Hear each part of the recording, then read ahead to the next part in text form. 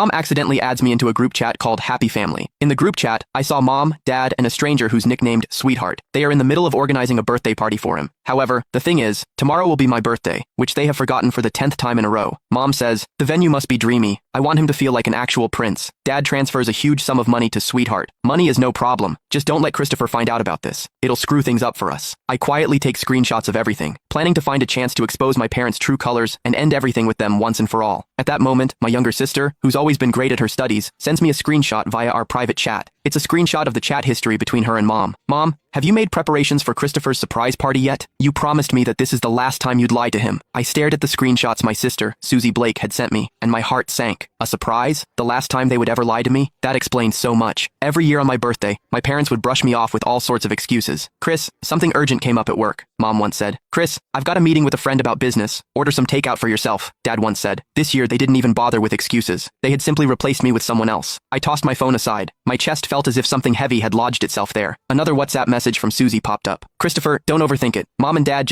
I replied with just 2 words. Got it. Overthink it? How could I not overthink it? The facts were right in front of me. That birthday party for their sweetheart was the so-called surprise they had lied to me about. As their biological son, I was nothing more than a backdrop for another boy's happiness. I heard Mom's hushed voice from the living room as she spoke on the phone. Right. We'll go with blue balloons, the biggest and brightest ones. Ben loves blue the most, so it has to be perfect for him. Ben. Listening closely to their conversation, I pieced together the boy's full name, Benjamin Smith. I picked up my phone and searched for the name on Instagram. Soon, a boy with a polished profile picture appeared. His highlighted stories were filled with glamorous photos of him traveling around the world. His most recent Instagram story was a photo of him with my parents, taken in my living room. In the photo, Mom and Dad's smiles were warm and loving. Mom's arm rested affectionately on Benjamin's shoulder, while Dad stood beside him with eyes full of indulgence. It was an expression I had never once seen on their faces. The caption read, "Thank you, Mr. Blake and Mrs. Blake. I'm really looking forward to tomorrow's party." Mom left a comment underneath. Silly child, there's no need to be so formal with us. Meanwhile, Dad gave the post a like. What a perfect family. I saved the photo along with the group chat screenshots and stored them in my encrypted album. These would be the surprises I planned to give them tomorrow. At dinner, Mom made soup and served me a bowl with exaggerated attentiveness. Chris, try it. I made this especially for you, she said. I looked at the greasy chicken soup. My throat tightened as a wave of nausea surged up. Is this supposed to liven up Benjamin's birthday party? I asked lightly. The smile on Mom's face froze. She glanced at Dad, and his expression darkened immediately. What nonsense are you talking about? Benjamin? He replied. Oh, looks like you forget things easily, Dad. I took out my phone and opened the photo. Isn't this boy your so-called sweetheart? Dad's face turned ashen in an instant. Mom rushed to smooth things over. Chris, you misunderstood. He's the son of an important client of mine. We're just helping to organize his birthday party. A client's son? I sneered. Is he important enough to have a whole group chat, to be tagged as sweetheart, and to even receive a large money transfer? Is he important enough to make you ignore your own son's birthday entirely? In an instant, the living room fell silent, except for the sound of breathing.